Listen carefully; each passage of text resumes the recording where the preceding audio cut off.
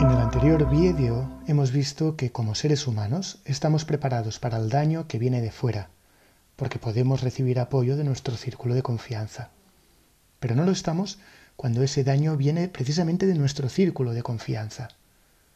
Ahí nos rompemos. Ha caído el velo. El narcisista o la narcisista ha consumado su plan y el inocente ha sido expulsado del paraíso, muriendo así ese sueño cargado de ilusión, de esperanza y proyecto de vida. Tras esa traición, la víctima inicia la etapa más dura, desde mi punto de vista, del camino del héroe.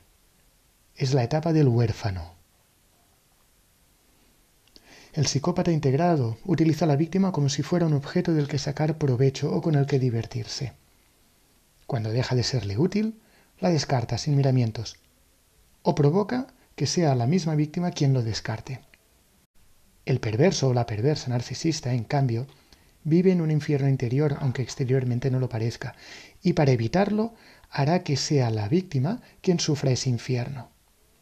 Hará lo posible para no perderla, por lo que alternará la promesa de paraíso, de cuidado, de atención, con un trato cargado de intimidación, desprecio y humillación. Esto confunde a la víctima, llenándola de frustración, miedo e impotencia. La maltratará hasta que se ponga enferma, hasta que le haya sacado todo lo que tenía que sacar o haya encontrado una nueva víctima.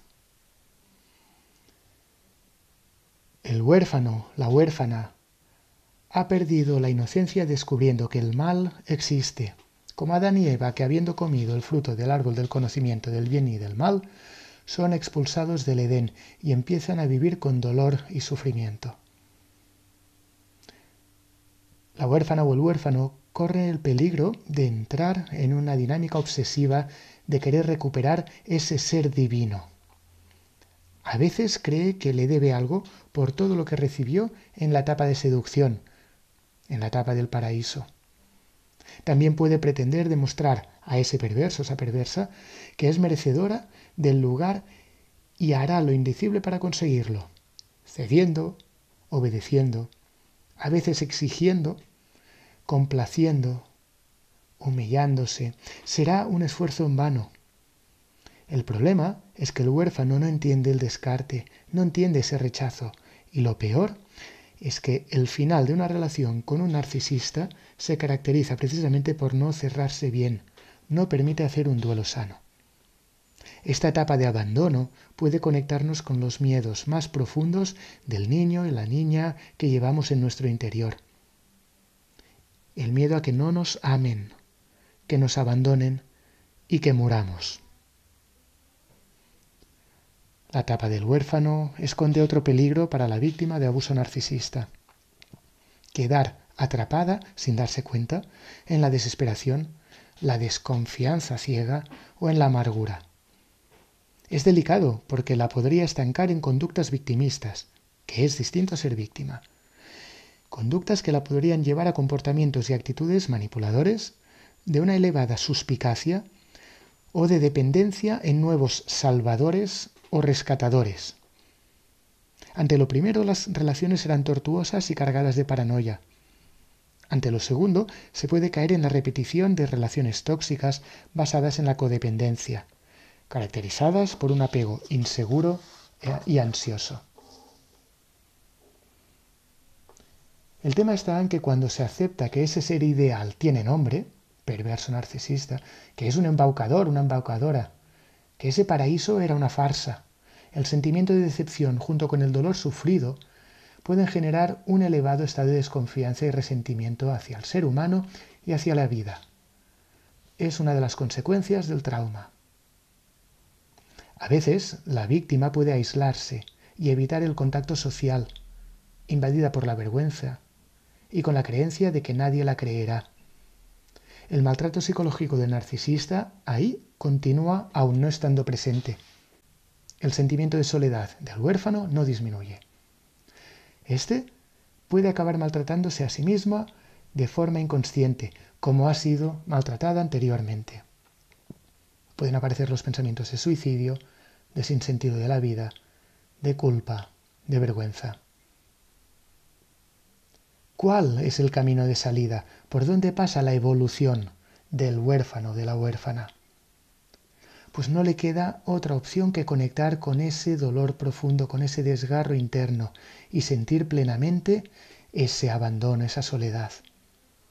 Después de haber creído estar con un salvador, con una salvadora, de haberse negado a sí mismo, no haciendo caso de su intuición y de las evidencias, después de haber sido destrozado emocional y psicológicamente, de estar en la miseria, a veces económica, surge la oportunidad, como un punto de luz al final del túnel, de darse cuenta que sí tiene la persona más importante para vivir, para experimentar, para existir. Se tiene a sí misma. Es como la parábola del hijo pródigo. Después de abandonarse a sí mismo buscando el Edén fuera, es bienvenido a volver, cual mendiga desprovista de toda apariencia, a su casa. El huérfano se dice a sí mismo: me tengo a mí mismo, me tengo a mí misma. Para continuar viviendo me tengo a mí. Yo soy. Me perdí y me he recuperado. Pero ¿cómo se puede acercar a esta experiencia?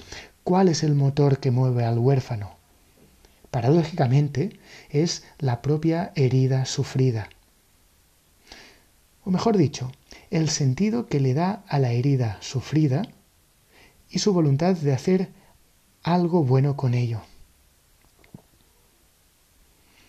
No con una actitud naif y superficial de pasar de puntillas, sino estando determinado a profundizar en la experiencia, en su pasado, en su presente, en sí mismos y en la vida. Carol Pearson explica que si no fuéramos heridos, quedaríamos estancados en una inocencia que nos impediría madurar, aprender y crecer. Es aquí cuando el huérfano se responsabiliza de sí misma.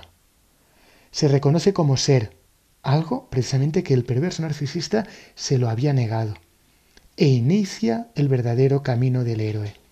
El héroe, en esta etapa, asume y acepta que la expulsión del paraíso era un paso necesario para vivir una vida más sabia, y que, aunque no es culpa suya lo que sufrió, sí es responsabilidad suya hacer algo bueno con lo vivido. Algo bueno para sí mismo, primero, para que sea algo bueno para su entorno después. Aunque es un camino que inicia sola, el huérfano o la huérfana necesita ayuda externa. Pero cuidado, no deberá tomar esa ayuda como alguien que es rescatado o salvado. Sería dar un paso atrás. La ayuda externa le permitirá aprender a validar sus sentimientos y necesidades, a incorporar su validación. Esa ayuda externa deberá conocer el trayecto, pero no hará el trayecto por ella, ya que la infantilizaría de nuevo. La ayudará a poner luz en su sombra, pero no la rescatará de la oscuridad. Será el iniciado, la iniciada, quien se irá rescatando a sí misma. Es un trabajo esencialmente individual. Pero insisto, individual no significa en soledad. Individual significa que uno toma la responsabilidad de su propia vida y hace el trabajo encomendado sin esperar que nadie se lo haga. La desconfianza se transforma en esperanza, la tristeza en ilusión. Y es esta individualidad y esta responsabilización de sí mismo la que permite al huérfano pasar a la siguiente etapa. Haz clic en el enlace para continuar con el siguiente vídeo.